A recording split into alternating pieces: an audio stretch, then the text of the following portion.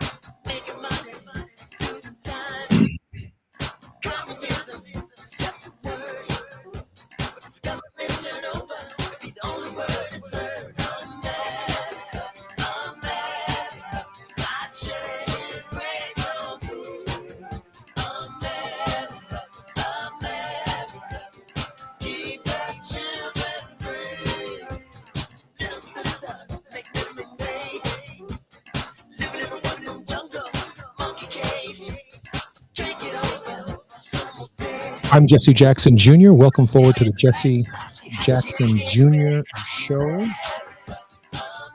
America, God shed his grace on thee. An amazing revelation today. President Joe Biden and his family have announced that Joe Biden has prostate cancer of the most aggressive kind. Our families, our nation, offers its prayers and best wishes to the former president as he seeks to recover from this very aggressive form of cancer. And while we acknowledge with our thoughts and our prayers to the President of the United States, the former President of the United States, at the same time, as citizens, we have a right to look back upon recent history and handicap many of the issues that might have been, well, at the center of decisions he made in light of his diagnosis. An aggressive form of cancer, prostate. A person who has the best health care on planet Earth, 24 hours of care as President of the United States. When you see his motorcade traveling, there is an ambulance that follows the presidential motorcade. It has every conceivable type of blood that may be necessary if, in fact, the President of the United States needs a transfusion. They have medical teams from the Navy, from the Air Force, from the Marines that are with the President of the United States on a 24-hour basis, including extremely well-trained Secret Service agents to protect, resuscitate, revitalize the President of the United States in the event of grave bodily danger, injury, or concern. And yet, just a few short months after a presidential election, we, the people, are being notified that the president has an aggressive form of prostate cancer, something that we knew nothing about, something that was probably diagnosed some years ago. We don't know the extent to which, during his administration, it was kept secret. In fact, if it were getting worse during his presidency, we can imagine that he was taking some medications for dementia, but was he taking medicine and getting chemotherapeutic treatment at the same time?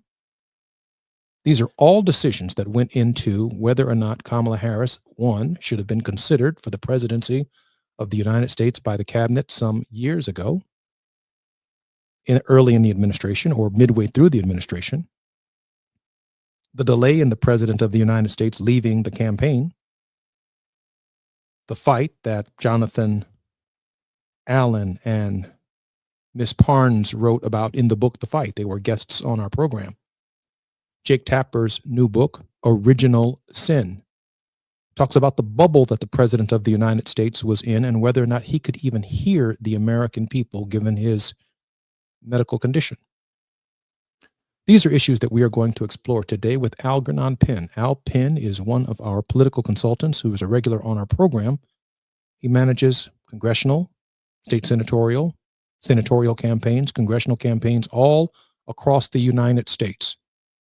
This is information that every Democrat running for office needed to know. When Kamala Harris was ultimately determined to be the next Democratic nominee, the Democratic Party needed to know. People running for office needed to know. And what if Kamala Harris was the 47th president of the United States when she debated Donald Trump and she whooped him good? What if there had been 2 debates or 3 debates after that initial victory by Kamala? What would that have done to presidential momentum? Could that have stopped the dismantling of the Education Department, the dismantling of the United States Agency for International Development? Could it have stopped DOGE from running through the Treasury and Social Security departments collecting our data? Could it have stopped the affront on the government itself with more than 150 executive orders? All of these political issues depend upon and hedge upon one major decision: transparency in the White House from the President of the United States to tell us the truth as to whether or not he was capable of a second term. I'm Jesse Jackson Jr. When we come forward, we're going to talk about the president's health, and we are going to look very closely at some of the critical decisions that would have been made differently had the American people known. I'm Jesse Jackson Jr. You're listening to the Jesse Jackson Jr. Show. It's afternoon drive time with Jesse Jackson Jr. Only on KBLA Talk 1580.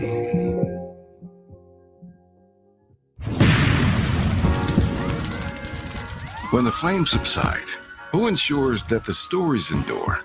At KBLA Talk 1580, we're committed to preserving the voices that shape our community. We know people have short memories, and as long as this Black Talk radio station is on the air, we will not let Altadena be forgotten. We are honored to announce that the Altadena Historical Society will officially archive our recent town hall alongside every episode of Conversation Live, Altadena Rising with James Farr. This is the show of record, the definitive source for tracking Altadena's roots, resilience, recovery, and reunion. These stories will now live on for students, scholars, researchers, and journalists seeking truth and legacy in the months and years to come. Because history isn't just made, it's honored, it's recorded, and it's passed forward. We're KBLA Talk 1580, and we've got your black.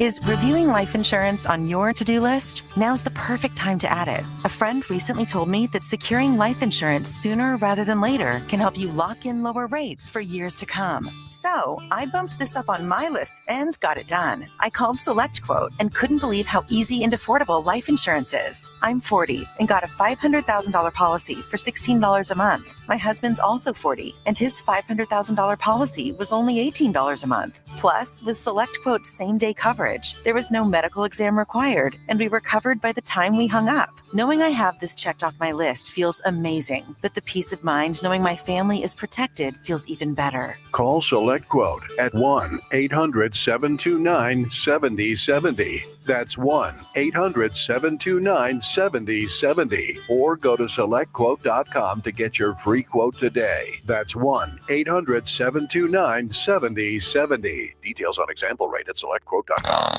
Now back to more of Jesse Jackson Jr. on KBLA Talk 1580.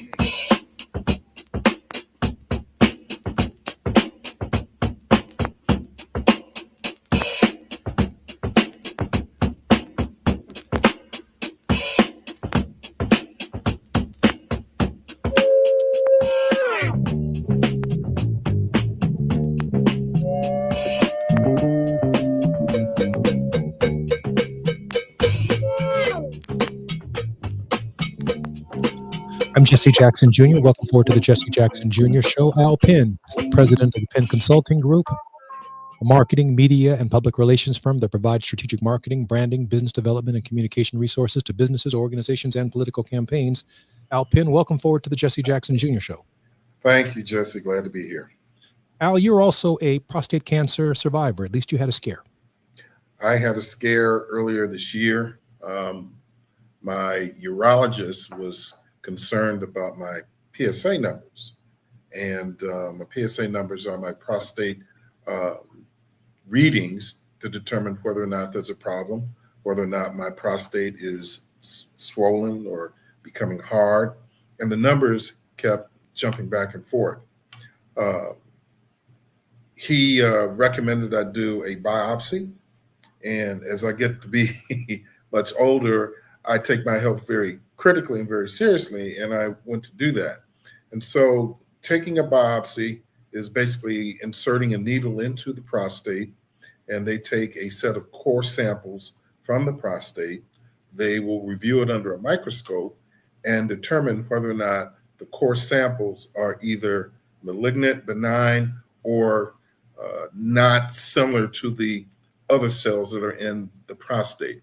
And thankfully, looking at my situation where I had a lesion, which raised a concern, they found no cancer. So I'm very, very grateful about that. Al, given that the President of the United States has the best health care on earth, the most attention paid to him than any other person on earth, what are the prospects of a diagnosis of prostate cancer for the President of the United States and a biopsy was not taken? The prognosis is really difficult. Well, I mean, the chances. Let me be more specific. There's almost, in my mind, no chance that the President of the United States did not have an accurate diagnosis of his health condition when it was first diagnosed. Well, I can't speculate, but I will say this. Joe Biden is 82 years of age. At some point, there had to be some warning signs that were done. He, as president, has an annual physical. They do a metabolic panel. They will determine what his A1C level might be. They might determine what his other levels might be in terms of his health. They certainly would have had a reading on his PSA. And it's kind of curious to me that some of these things did not trigger a warning. As they talk about his diagnosis, there's a scale called the Gleason scale. The Gleason scale is a scale to determine the likelihood of the seriousness of the cancer that you have and the prospects for recovery. There are only 10 levels of the Gleason scale. He's at 9, which means that he has one of the most aggressive forms of cancer. And considering his age, they don't say that recovery is not impossible, but they also didn't say it wasn't likely. Given all that was at stake in last November's election, it just seems to me, and tell me if I'm wrong, given your political consultancy and the work that you've done across dozens and dozens, maybe hundreds of campaigns, it just seems to me that this is information that the American people needed to know, with an octogenarian running for president of the United States who essentially has a diagnosis of an untreatable form of prostate cancer that would lead to that candidate not likely being able to complete a second term. Transparency is what the high mark is, the high bar is, in terms of being able to tell the American people the truth. Somebody knew something, and somebody else made a decision to either suppress the information or not give it. It changes the landscape for everything that happened during this last election season. Mind you, I go all the way back to 2016 when he defeated Donald Trump. One of the things that really kind of concerned me was Joe Biden's age. He was 77 at that time, and understanding that when he got through his first term, he was going to be 81. We all try to be respectful regarding our elders and elderly people, but we also have to be realistic about what happens when people start to age and severely age. My concern was, what was Joe Biden's health going to look like in 2020? Could it be older physically and mentally, where he might not be able to be up to the rigors of the job? Or could there be health conditions that could pop up that could manifest itself and cause a disruption in his presidency and the campaign in 2020? And to be very honest, we're still at this point right now because Donald Trump is 79. We got the same thing going forward. And so when Donald Trump had his annual physical about a month ago, they never released any results or talked about what his health condition is like. We know he's on a couple of medications, cholesterol medications, but other than that, there's no clarity in terms of information. I want to go back to, we're going to have plenty of time to analyze President Trump's health, which from my perspective might be physical, but a significant part of it may be neurological as well. He seems to have some serious empathetic problems with empathy. But let me get back to Joe Biden for a moment, because on at least two different occasions, had he known, and had we known, and had the cabinet known, if they did not know, and members of his staff who may have known, his wife certainly knew, certainly members of his immediate family knew that the president had cancer. Now, it never made it outside the bubble, but the reality is, had that been brought up, given his age in his first term, there might have been a call for Kamala Harris to assume the presidency of the United States during his first term. Yeah. But certainly after the election last November, there were still 3 months sitting there where he wasn't essentially functioning as a president with all the cards on the deck. He just kind of waited until Donald Trump was sworn in. Those 3 months, Kamala Harris could have been the 47th president of the United States, the first African-American woman president of the United States.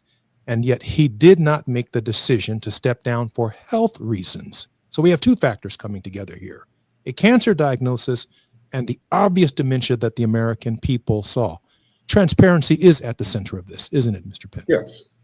When a person casts their vote, when a voter casts their vote, they're looking forward.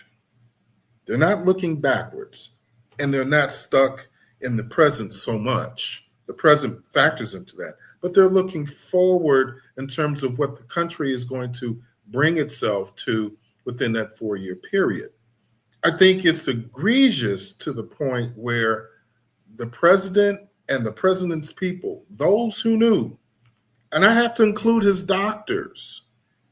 My question, for in this case is, how much did the doctors really press President Biden about what his condition looked like and what it meant for his presidency and legacy, and what it meant for the American people? That's a mental question, right? I mean, what are you going to do in light of the fact that we have analyzed your blood, we've analyzed your tables, we've analyzed your stools, we've analyzed your urine, we've taken skin grafts from you because you're the president of the United States. We're doing a complete workup of who you are. Mm-hmm. And we're presenting that to you. And then you tell us what? I'm going to hide behind HIPAA. I'm going to hide behind, I'm going to run to Air Force One and fall down the stairs. I'm going to fall off the stage. I need someone to hold my hand when I'm walking across stage. I turn to the right at North Carolina A&T and I start looking to shake people's hands who are not standing there. I mean, we saw it. We saw the debate. I'm not going to let anyone tell me that I did not see what I saw when he stumbled up onto that stage and Donald Trump really, there was no stark contrast that we expected between Biden and Trump. And I know I'm a little bit invested in this, right?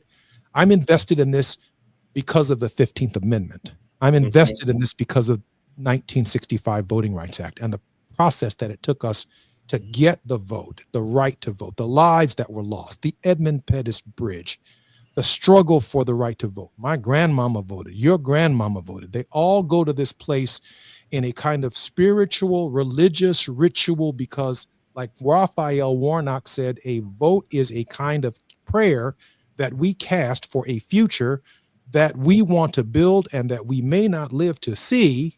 Absolutely. And we vote for someone who is not telling us the truth as to whether or not they will be here for the future. That hurts, Algernon.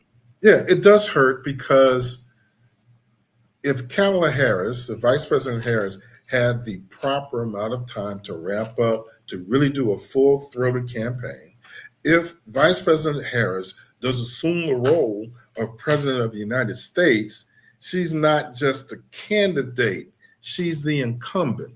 And the table setting is totally different. All that stuff at the convention goes away. All that stuff at the convention goes away. All that stuff goes away, correct. Who's going to be the vice president? All that Josh Shapiro, Whitmer, Gavin Newsom, let's have a primary, all that Pritzker stuff. It goes away if she's the president of the United States and we have a unified party in Chicago. Absolutely. It goes away.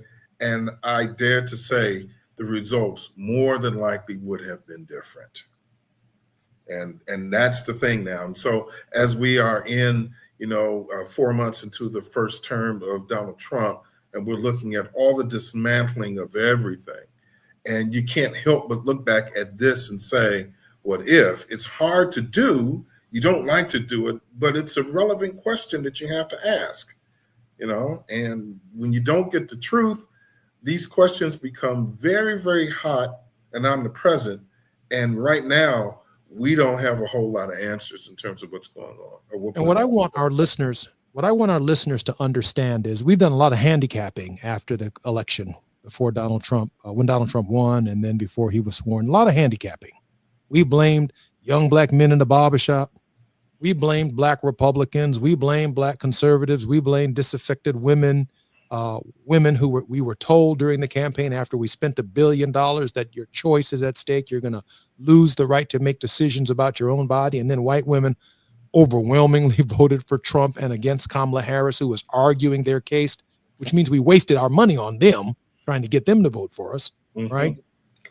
We were told it's about eggs. We were told it's about grits. We were told it's about all of that. But in the final analysis, the things that were out of our control, a decision that was made at the very top of this process to protect and shield the president of the United States from his health from the public, is at the core of why Kamala Harris was not president of the United States when she debated Donald Trump the first time, which could have possibly led to a second and third debate, which constitute real momentum going into November. Is that correct, Al? Oh, that's absolutely correct and essential.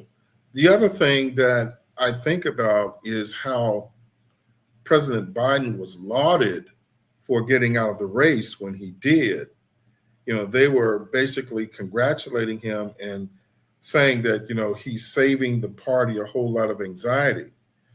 But if he had gotten, the question is based upon when he had the diagnosis, when he knew, and when he made the decision to leave, is a big gap that meant an enormous amount of progress that could have been made during that election cycle.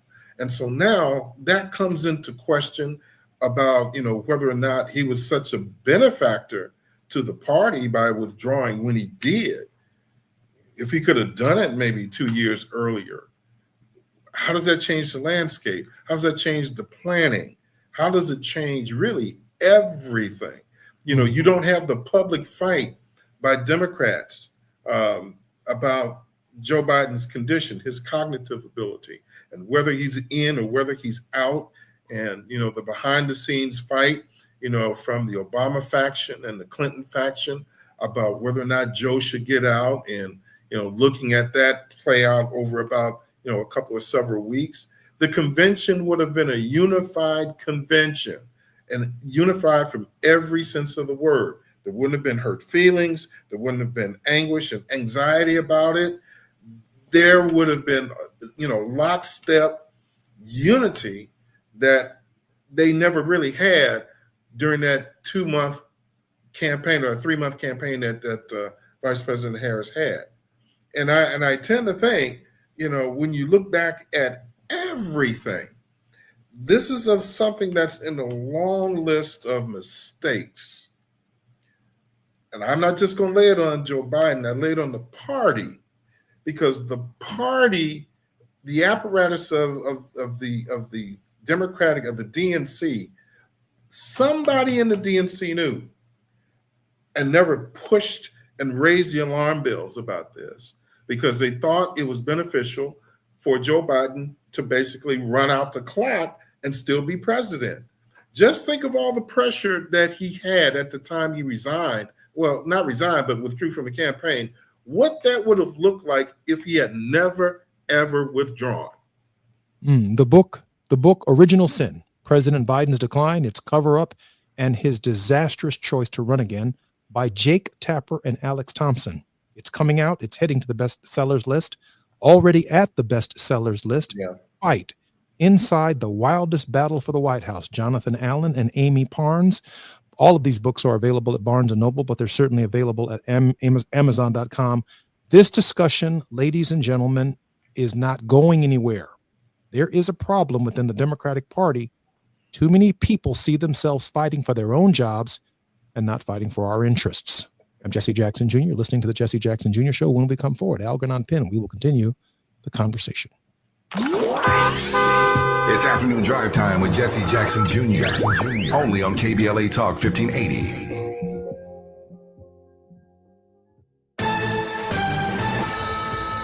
I'm Amber Payton with BIN News Now. New York officials and civil rights leaders marked what would have been Malcolm X's 100th birthday. Reverend Al Sharpton spoke at his National Action Network, noting it comes days before the 5th anniversary of George Floyd's death. It was Malcolm that globalized the struggle, took us all over the world, and made it more than just civil rights, which we needed. Mayor Adams says the city where Malcolm X was killed in 1965 must do more to honor his legacy. Black Los Angeles Mayor Karen Bass says recovery from the January wildfires has hit a major milestone, with 2,000 properties now cleared for rebuilding in the Palisades burn zone. And HBCU Morehouse College is honoring Dennis Hubert, a student killed in a 1930 lynching, by awarding him a posthumous degree at commencement. A jar of soil from the site of his murder now serves as a memorial. Get BIN News on demand 24/7 on the iHeartRadio app. For victims of drunk and drug driving, our grief is unique. But you are not alone. You always have a place at MAD. Call our 24-hour victim helpline at 877-MAD-HELP or visit mad.org. This is the KBLA Sports Minute with Ray Richardson. A jersey worn by Michael Jordan when he played for the Chicago Bulls in the 1992-93 season sold for $2.6 million at an auction over the weekend. The interesting thing about this purchase is that Jordan played only 17 games in the jersey that season. The Dodgers are still in first place in the National League West after getting swept at home by the Angels over the weekend. The sweep by the Angels did knock the Dodgers out of the top spot for Major League Baseball's best record. That honor now belongs to the Detroit Tigers. The Tigers in first place in the American League Central Division are 31-16. The Dodgers begin a 3-game series tonight at home against Arizona. The Angels are in Oakland tonight to start a 3-game series. Former Pittsburgh Steelers wide receiver Santonio Holmes, MVP of the Super Bowl in 2009, has agreed to become wide receivers coach at HBCU Central State University. No debates, no speculation, just the info you need. That's your KBLA Sports Minute. I'm Ray Richardson on KBLA Talk 1580.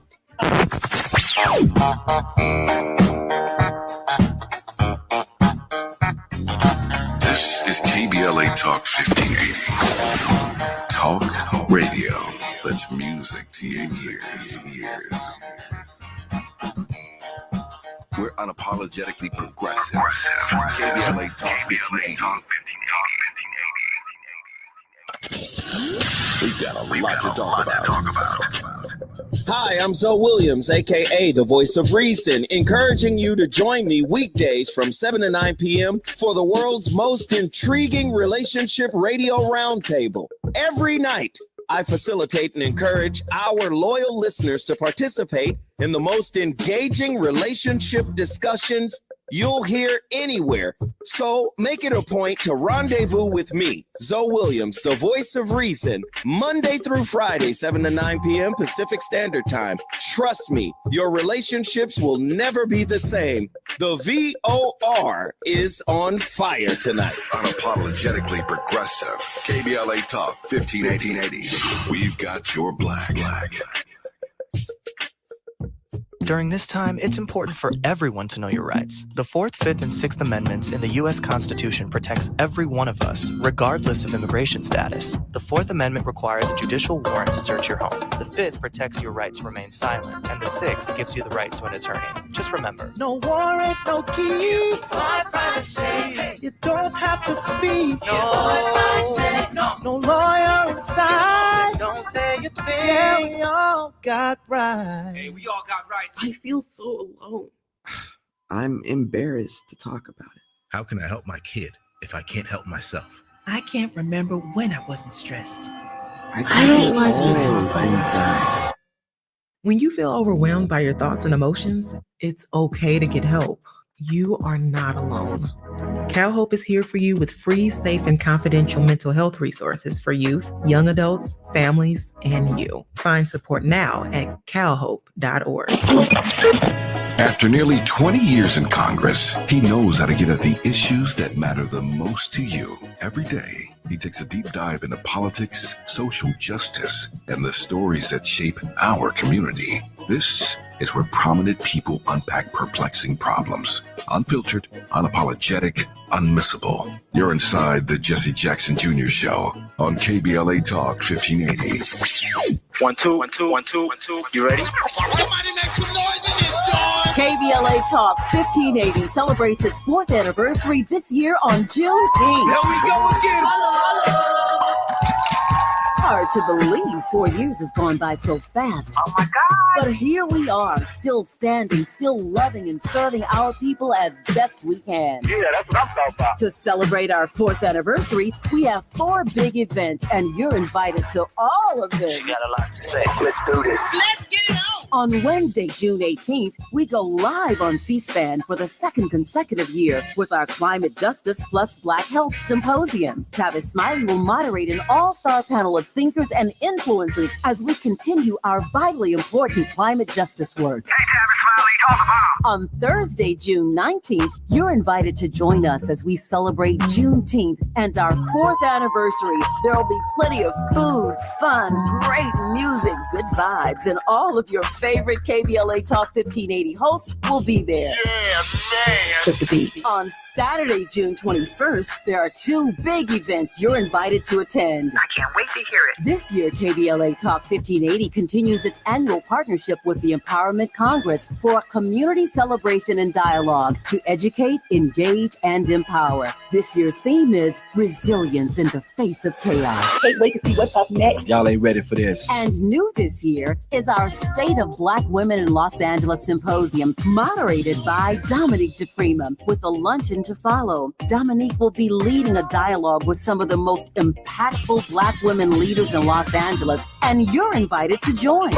This is it. All of these events are free, but seating is limited, so you must register in advance at our KBLA1580.com website, where you can find all the details you need about each event. Check it out. It's our 4th anniversary, and we would love to celebrate it with you. I love you guys so much. There's nothing you can do about it. We're KBLA Talk 1580. The only black talk radio station west of the Mississippi. Thank you for having our black.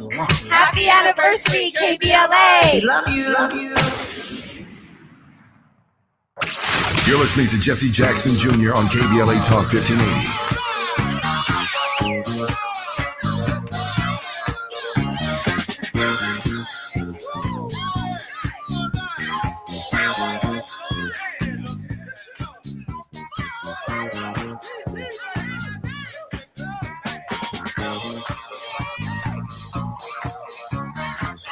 I'm Jesse Jackson Jr. Welcome forward to the Jesse Jackson Jr. Show. My very special guest is Algernon Penn. He is the veteran of a half dozen presidential campaigns dating back to my father's campaigns in 1984 and 88. He's in the campaign of 92 with Bill Clinton, the campaign of 96, the campaign of 2000. Really too numerous to name. Really proud of Al Penn's very scientific work in this area.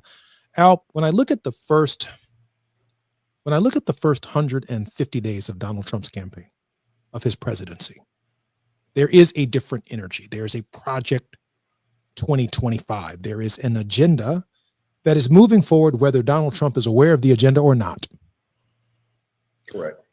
I don't know what the counterbalanced agenda will be if Democrats win in 2028. I don't hear any of the prospective candidates proposing 150 constitutional executive orders to reestablish the Education Department, to reestablish the United States Agency for International Development, to collect all of our data back from Elon Musk and his Doge people. I don't see any of that. But it is now almost unimaginable, given Joe Biden's health decline, that we would have seen anything like this in the first 150 days of Joe Biden Part 2. We would not have seen it. In fact, on the news this week was the staff was discussing whether or not his second term would be in a wheelchair. Yeah. Come on, Al. Come on, read Al. that because what it says was that the focus was on the president's health and being reelected more so than having an actual agenda to present before the American people. One of the things now, as you kind of reshift the puzzle pieces and they now somehow miraculously fit, is when the vice president was being pressed on her agenda, being like Joe Biden, whether or not she was different or not. And as you can remember, she came out late with an agenda for Black men, some other things that she put on the table, which were good, but they should have been exercised and discussed long before late in the campaign. So the focus obviously was his health. And the question is, what are we going to do about the president? How are we going to get him through this? That obviously was the concern. But I think there's some other things at play here too that a lot of people don't discuss. And I'm going to lay it all bare because most of the time, the American people don't have a distinguishing ability between what is actually the cabinet of the White House, and then there is the campaign of the president. These are two separate entities. And so when you have a campaign, there are people who run the campaign, who execute the campaign. These are people who are getting paid. And if Joe Biden withdraws from the race, let's say 2 years earlier, guess what? There's no money in that pot for them. You know, the campaign that they were looking toward in 2024, which may have gotten cut in 2022, you know, that's something they were holding on to. And a lot of times when you have disasters like this in a campaign, the campaign folks are actually looking to find out, how can I extend this job, so to speak, so I don't lose my candy? And I think I had a lot to do with it, because when Joe got out of that race, Kamala Harris got her own campaign team. So that resonates to me from the top of the DNC all the way down to the Joe Biden campaign. There obviously were discussions that were going on there. And so I think the money is a question, because he was struggling also too in terms of raising money. He didn't have enough. He wasn't matching, you know, even his 2016 numbers that he actually was raising in terms of dollars. So you have to look at that in terms of how all of this affected it as one domino falling against another. But central to the whole thing was his health. Nobody wanted to be honest about it for the good of the American people. And I tend to think that there was selfishness and non-transparency that went back and forth from the White House to the campaign to the DNC that we are just now starting to find out about. In the book Original Sin by Jake Tapper, in that book, Jake says that George Clooney, one of the most famous faces on planet Earth, went up to Joe Biden after having raised millions of dollars for President Biden, and Joe Biden did not know who George Clooney was. Yeah. President Obama stepped in on several occasions, the book says, to fill in for Joe and to give Joe the impression, hey, of course you know George. Of course you know he's an Oscar-winning actor, and he's George Clooney. I mean, he's on the cover of every magazine in the nation, in the world. So there's the health issue. Then there is the disrespect issue. I want to hang around that for a second, Al, because in the book Fight, Jonathan Allen and Amy Parnes argue and say directly that he referred to Kamala Harris as vice president as kiddo, as, hey, kid, listen, kid, listen. This is how we're going to do this, kid. Well, if you refer to someone as kid, you're not probably willing to give them a shot at the presidency. You're probably not willing to leave office and respect them to give them the presidency in the event of your own limited abilities and incapacity. One step further. It also said, and this is most disturbing to me, he said, I want no daylight between you and I, Kamala. And that's the conversation he had with Kamala before she went on to debate Donald Trump. She called Joe Biden and said, I would like some advice, Mr. President. I'm debating Donald Trump in 10 minutes. And the only advice he gave her was, I want no daylight between the things I stand for and the things you say tonight. No daylight. That means she was the first Black woman vice president, but she was not the first Black woman to be vice president.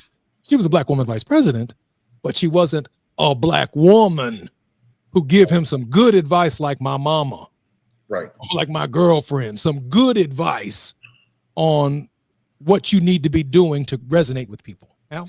Well, I think the damage with that, one, obviously, is the disrespect individually to the vice president, but also the damage is to the voters that would have supported Kamala Harris for her own independence and her own line of thinking and her own political agenda.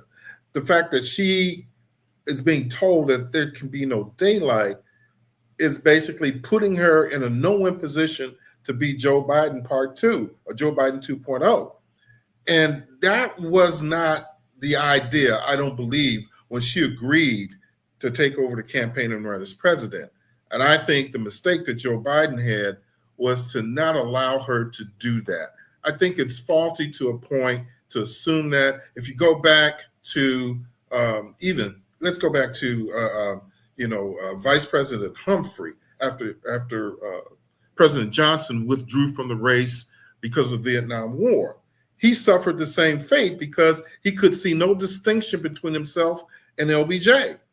These are two different individuals with two different ideologies, not saying that they're dissimilar, but they have to be specific to that individual.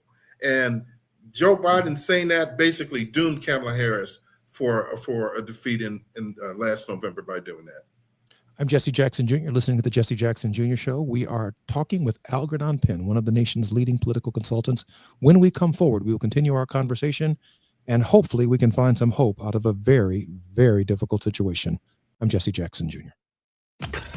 While you're stuck in traffic, we can at least bring you up to speed on the news of the day. You're listening to Jesse Jackson Jr. only on KBLA Talk 1580.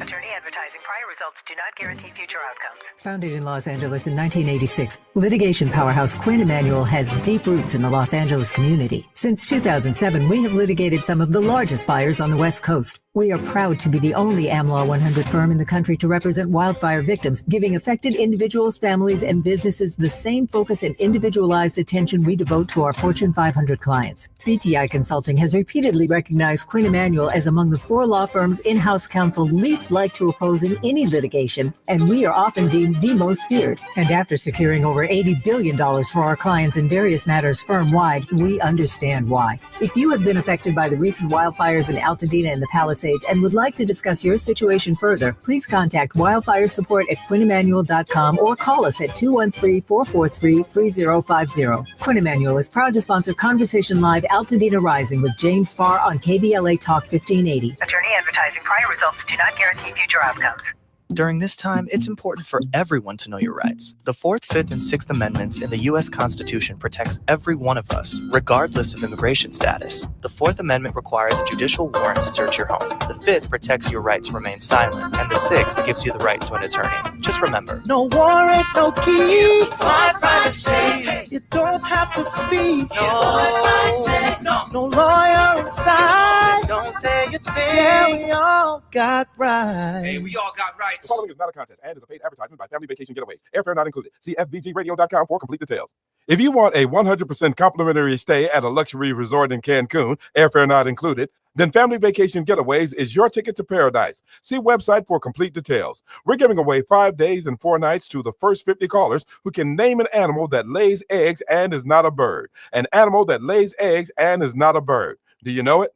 Call now, 800-868-6431, 800-868-6431. You're also eligible for an exciting bonus vacation to Orlando, Florida for just $498. And don't worry about anything ruining your plans. We can extend your travel up to 18 months. Name an animal that lays eggs and is not a bird, and get your complimentary Cancun resort stay and an optional bonus vacation to Orlando for just $498. What are you waiting for? Call 800-868-6431, 800-868-6431, and give us your answer. Proceeding is not sponsored by this station or its affiliates. KBLA Talk 1580. We've got a lot to talk about. KBLA Talk 1580, connecting you with services and solutions. The Autopsy Initiative provides a second autopsy free of charge for victims' families who have lost their loved ones due to a police-related death. The services offered through the initiative include the completion of a second autopsy, disclosure of preliminary findings, and a final autopsy report. A police-related death is when an individual is harmed by police officers using deadly force, which results in an individual's death. Police-related death includes in-custody deaths, including those that arise during contact with law enforcement officers during arrest, pursuit, booking, transport, or incarceration. The Autopsy Initiative has a team of board-certified pathologists on call. An autopsy request may be completed by anyone with a close relationship with the victim, which may include the victim's spouse, partner, relative, close friend, or lawyer. To request a free second autopsy for a victim of police violence, please visit knowyourrightscamp.com. That's knowyourrightscamp.com. Then click on Autopsy, then click on Request. At KBLA, we believe in justice for victims of police violence. We say their names, and we don't black down. This is a community call to action from KBLA Talk 1580. New Always Pocket Flex Foam will change the way you think about pads. Get full-size protection in a surprisingly tiny pack that fits right in your purse or pocket. Perfect for life on the go. With up to 0 leaks, 0 feel, and 0 bunching, you'll forget you're even wearing a pad. And Always Pocket Flex Foam is designed to adapt to your body, so you can move freely and confidently throughout your day. Experience the future of period protection with new Always Pocket Flex Foam. Pick up your pack today. Barbecue season is back. Hey, it's Ellen. And this is Sarah Beth. And a little thing we love about the Chick-fil-A Smokehouse Barbecue Bacon Sandwich is that zesty barbecue sauce. I love that it was a little sweet, a little tangy, and with the mac and cheese. I feel like I tasted the brown sugar bacon first. It was the absolute best combination. Pro tip, 3 sandwiches are always better than 1. Order the Smokehouse Barbecue Bacon Sandwich and a Coca-Cola on the Chick-fil-A app for a limited time. Real guests paid for their testimonials. Now back to more of Jesse Jackson Jr. on KBLA Talk 1580.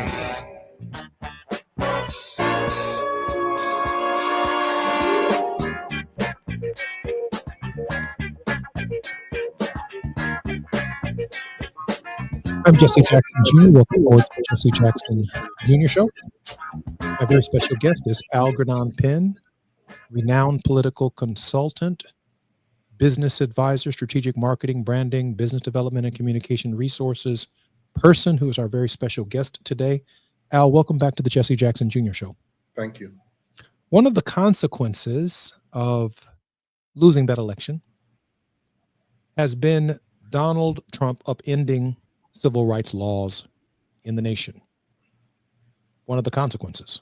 He's gutted the Civil Rights Division of the Department of Justice, is using civil rights laws as reverse discrimination, suggesting that, in fact, whites are being discriminated against under our civil rights laws, even though there is no history of whites being discriminated against, on the scale that has activated the Justice Department. Within minutes, and this is breaking news, the city of Chicago, the Department of Justice, has filed a complaint against the city of Chicago, alleging that its hiring practices violate the civil rights laws of the United States. I'm not clear yet as to whether or not it's a criminal investigation or if it's just a civil investigation. I'll pin your initial thoughts.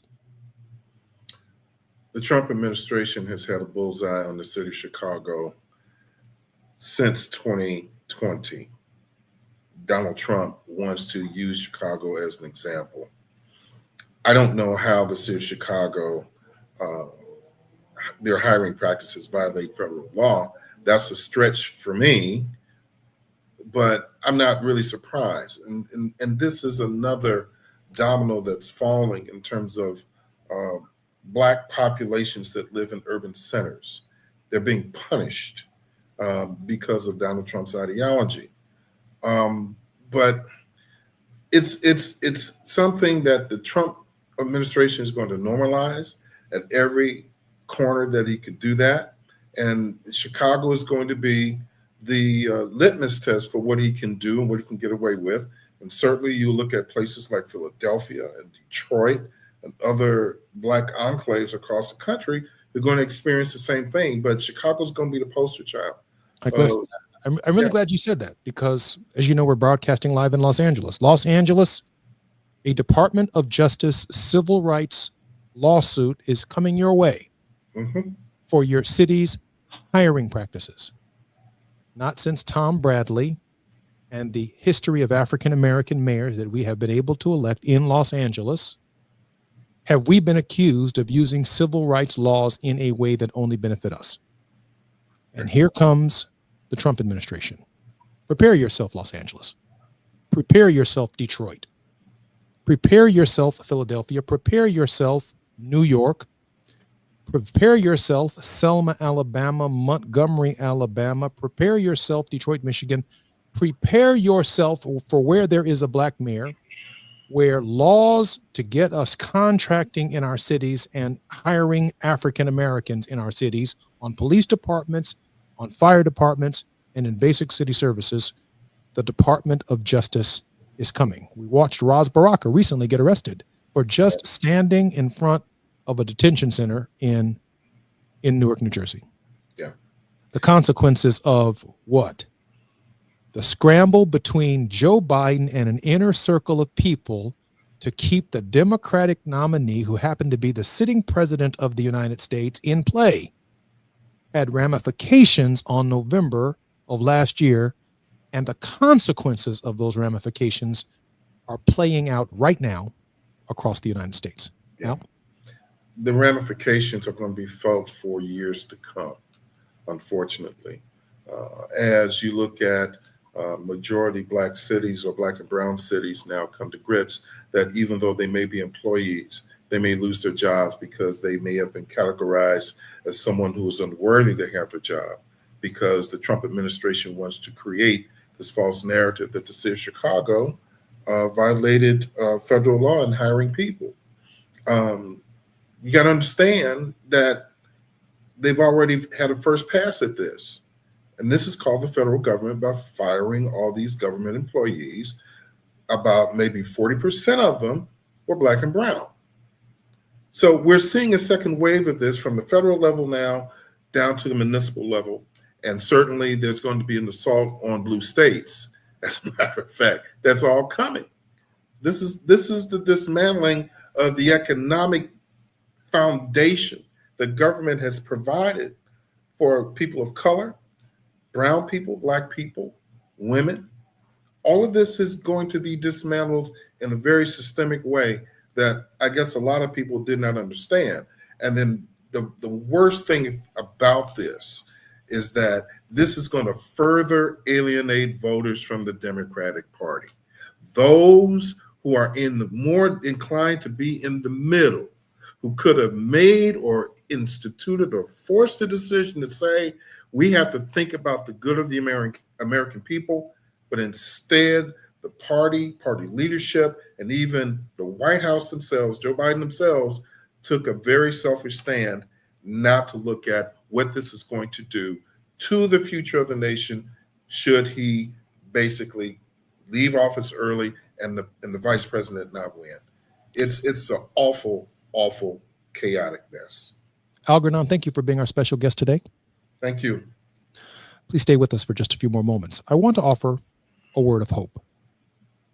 Max Cleland, former United States Senator, Vietnam veteran who lost his legs in a battle in Vietnam, wrote a book. The title of that book, Strong in the Broken Places. I once broke my arm. And a few years ago, I went back and got an x-ray of that arm because I guess a little arthritis is now settling into it. But the doctor told me that I would never break my arm again in the same place because the bone was stronger in the broken places. Our nation is only going to be as strong as we are in our weakest places. That's where we're going to have to look for strength. To rebuild our country, to rebuild our faith in the Constitution, to rebuild our trust in government, to rebuild trust in our elected officials, we're going to have to go to the broken places and make them strong. Those without health care, those without housing, those who need the Constitution to free them, those who need the Constitution to sustain and develop their rights, to strengthen our way of life. We are only as strong as we are in our weakest places. And therefore, we're going to have to mend ourselves and strengthen and calcify our bones in the broken places. My very special guest has been Algernon Penn. Al, I'm so grateful that you were here today. Thank you for being on the Jesse Jackson Jr. Show. Thank you much. I look forward to having you back in the not too distant future. I'm Jesse Jackson Jr. We'll see you tomorrow. KBLA 1580 Santa Monica.